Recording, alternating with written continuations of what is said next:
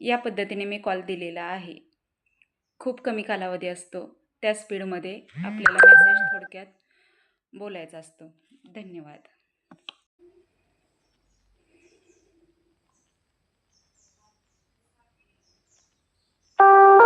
नमस्कार, मी चौदरवाडी पोलीस पाटील सर्वशिका हेमंत भोसले.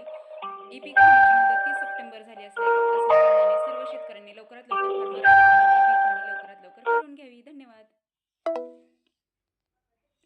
या पद्धतीने मी कॉल दिलेला आहे.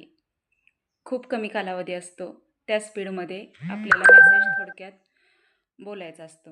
धन्यवाद.